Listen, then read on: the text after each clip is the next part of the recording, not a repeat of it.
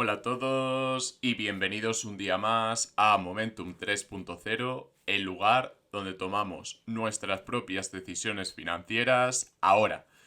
Como he adelantado a través de Telegram y a través de Twitter, por cierto, seguidme en ambas redes, tanto en Telegram debajo en la descripción como en Twitter, Adrián Adriwan con dos is. He comentado que se ha expandido el periodo de descubrimiento de Discovery para la SEC y para Ripple. ¿Esto qué quiere decir? Que hay un guiño a favor de la SEC por parte del jurado. Probablemente si no hubieran accedido a esa prórroga, la SEC se habría quedado sin tiempo y se habría demostrado que no estaban preparados para ir contra Ripple, por lo tanto habría sido un tanto a favor de Ripple. Ahora están en una posición un pelín más de fuerza desde la SEC, pero tampoco tienen tanto argumento a favor, porque pensad en lo siguiente: si la SEC tuviera un caso fuerte, si se lo hubieran preparado como es debido a lo largo de los años, que tiempo han tenido, por cierto, muy probablemente no habrían necesitado esta prórroga. El hecho de que hayan solicitado una prórroga quiere decir que tampoco tienen tanta fuerza como se podría esperar. No obstante, no deja de ser una victoria para la SEC. Os recuerdo que nada de lo que comente constituye asesoramiento financiero ni consejo de inversión, por lo tanto debéis hacer vuestra propia investigación y consultar a vuestro asesor financiero. Como nos comenta James K. Finland, ha habido esa concesión a favor de la SEC, sin embargo, tampoco es algo que se haya visto perjudicado o castigado en el precio. Es cierto que hemos tenido una ligera caída, especialmente cuando se anunció esa cesión, pero bueno, ya estaba comentando con Patreons que probablemente tuviéramos una ABC, una corrección ABC, porque venía con mucha fuerza desde aquí abajo. Cuando rompió en la onda 3, ¿vale?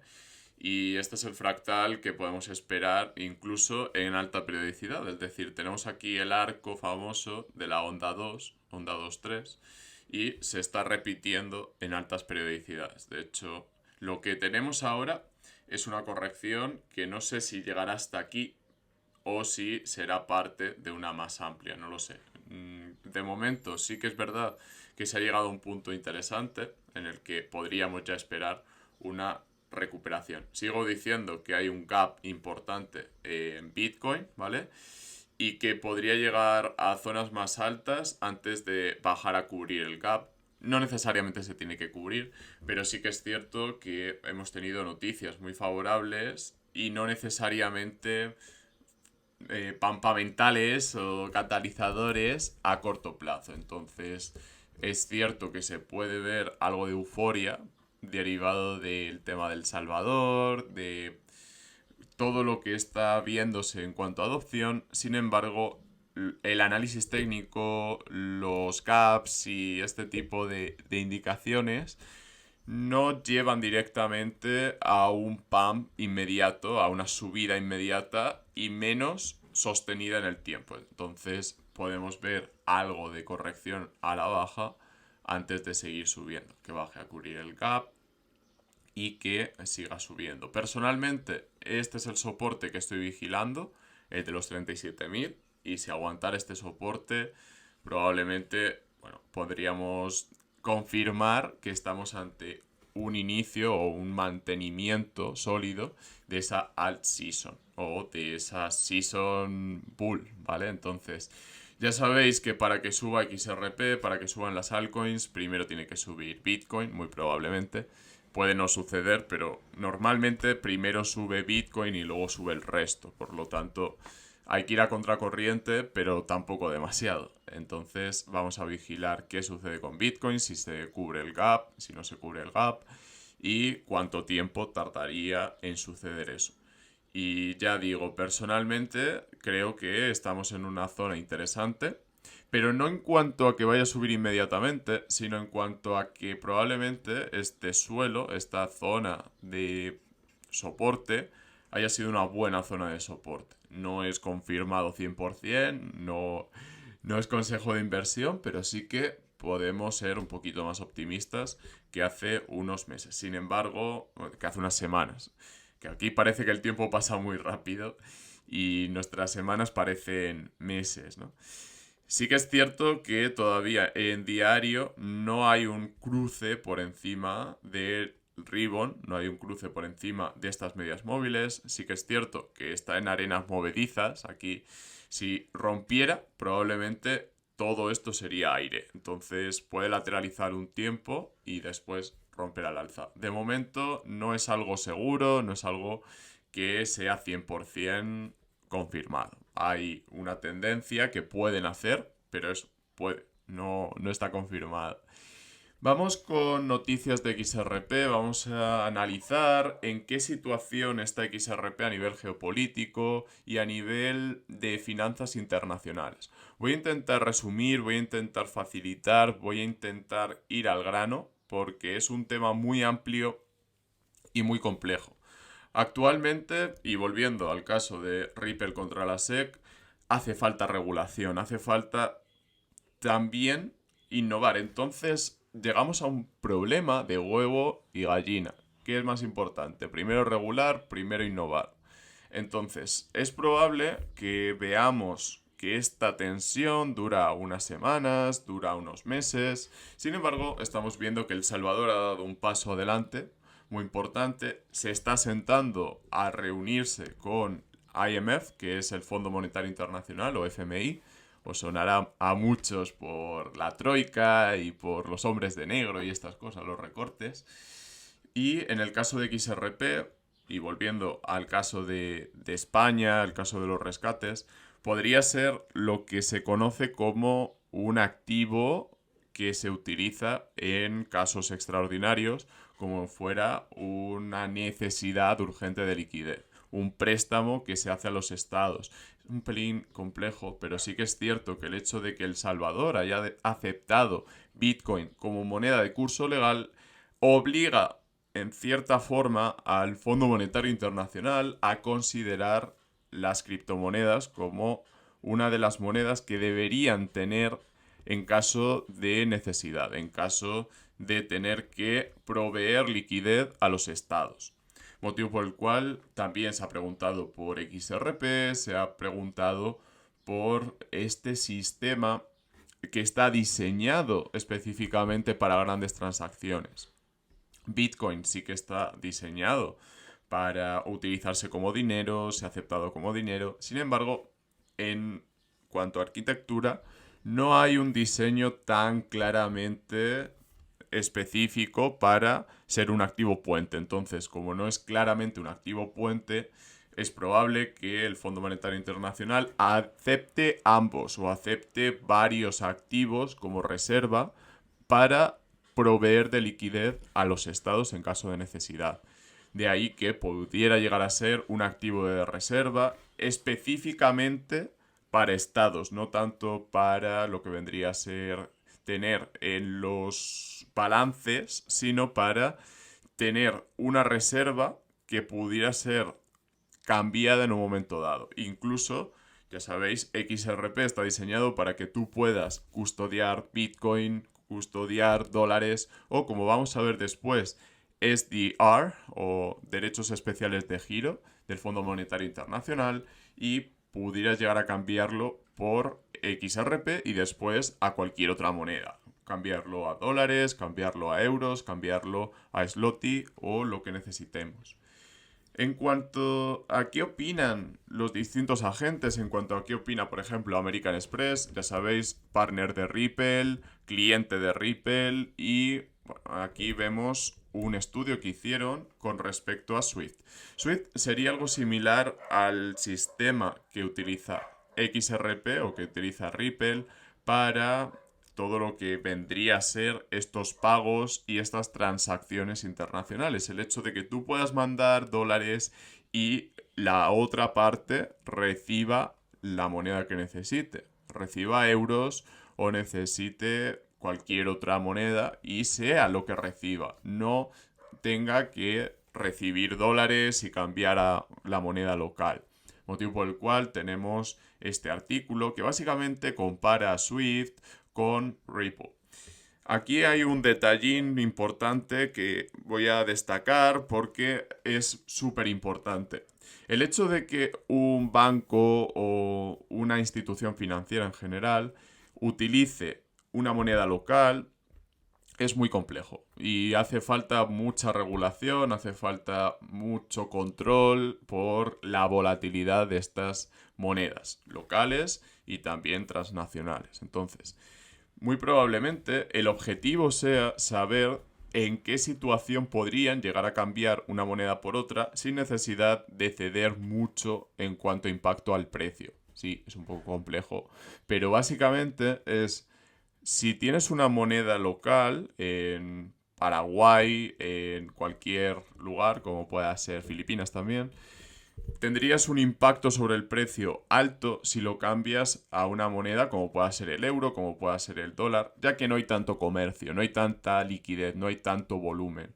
Con liquidez bajo demanda, es decir, ODL, esto sería posible y es la tesis fundamental de Ripple, el hecho de que se pueda cambiar una moneda por otra sin necesidad de que haya un comercio directo entre ambos países o entre ambas localizaciones, entre ambas regiones geográficas. Actualmente se suele utilizar el dólar como activo puente, sin embargo, no hay tanto comercio directo con Estados Unidos y no hay tanto poder de generar mercado, de crear mercado con respecto al dólar. También importante volver a la historia, volver a qué sucedió en la Segunda Guerra Mundial y vemos que efectivamente sí que hubo avances, hubo algún tipo de teorema en cuanto a cómo podría solucionarse este problema, cómo podría solucionarse el problema de la liquidez, el problema de proveer de dinero a los estados en condiciones que no afecten a las finanzas internacionales o que estén en un entorno de cooperación. Básicamente es solucionar un problema que ha existido siempre y que con el patrón oro no era tan problemático porque había una reserva mundial de valor clara y en todo momento se podía liquidar a oro y el oro utilizarse como esa reserva de valor. Sin embargo, actualmente son más importantes los algoritmos que el oro como tal. Os explico. El oro tiene un problema principalmente de verificación.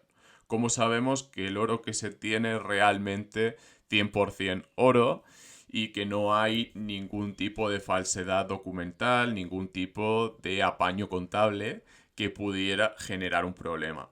Es especialmente conflictivo en países pequeños o cuyas democracias o cuyos sistemas políticos no son lo suficientemente fiables. Entonces, por ese motivo, tenemos algoritmos, tenemos sistemas algorítmicos que nos ayudan a pensar en cuál podría ser una buena reserva de valor. Aquí sí que voy a ser un poco contrarian y voy a hablar de una mezcla de monedas que podría llegar a ser esa reserva de valor mundial actualmente, que nos podría ayudar a medir cómo sería un impacto en el resto de monedas o en el resto de reservas de valor en caso de que, por ejemplo, el dólar se deprecie más o se aprecie. Entonces, vamos a volver a esta idea del Fondo Monetario Internacional y de por qué hace falta esa reserva de valor mundial. Actualmente podríamos considerar a los Special Drawing Rights o derechos especiales de giros, SDR, como esa moneda, como ese dato cuantitativo que nos puede ayudar a avanzar en cuanto al entendimiento de cómo se puede guardar valor sin necesidad de depender de un gobierno. Por ejemplo, este dato que veis aquí debajo, 1,43 para los que lo estéis escuchando solamente, es especialmente importante, especialmente interesante, porque se construye en base al dólar, se construye en base al euro, se construye en base al yuan, al yen y a la libra esterlina. Motivo por el cual considero que puede ser algo determinante para XRP. Y también necesitamos este token, necesitamos esta moneda. Después lo vamos a ver. Y especialmente necesitamos pensar en el dólar como una reserva de valor. Sin embargo, también tenemos al euro, también tenemos al yen, al yuan y a la libra esterlina. Y no lo digo yo, lo dice el Fondo Monetario Internacional, así que importante que pensemos en esos términos, ya que no solo es suficiente con tener dólares, tener euros, sino que hay que considerar áreas geográficas y qué impacto tiene XRP en dichas áreas geográficas. Ahora mismo, viendo estos datos, podríamos pensar, vale, es cierto que Estados Unidos tiene un peso alto en este índice, sin embargo, tanto el yuan como el yen en Asia son muy importantes. Así que XRP puede tener su papel allí. Como individuos occidentales nos cuesta mucho visualizarnos. Nos gusta mucho mirarnos al ombligo y decir, guau, si tenemos euros, como mucho cogemos dólares y ya. O libras. Pero, ¿qué es eso de yuanes, yenes? No, no. Es cierto que podemos mirarnos mucho al ombligo y que podemos ser muy occidentales en este sentido, podemos estar muy centrados en el mundo occidental. Sin embargo, en el momento en el que pensamos en qué papel va a jugar XRP en las finanzas internacionales, tenemos que pensar en Asia, tenemos que pensar en África, tenemos que pensar en América del Sur, tenemos que pensar en los BRICS, Rusia, Sudáfrica, Brasil, China, India. Y esto nos lleva realmente a pensar más allá de lo convencional. Nos lleva a pensar más allá del dólar, sin tener yo nada en contra del dólar. Simplemente es decir que el mundo es muy grande y que hace falta este tipo de reservas de valor, ya sea XRP, ya sean los derechos especiales de giro. Y ya para acabar, hablar de las monedas estables y de cómo utilizar algoritmos que nos permitan tener estas monedas estables.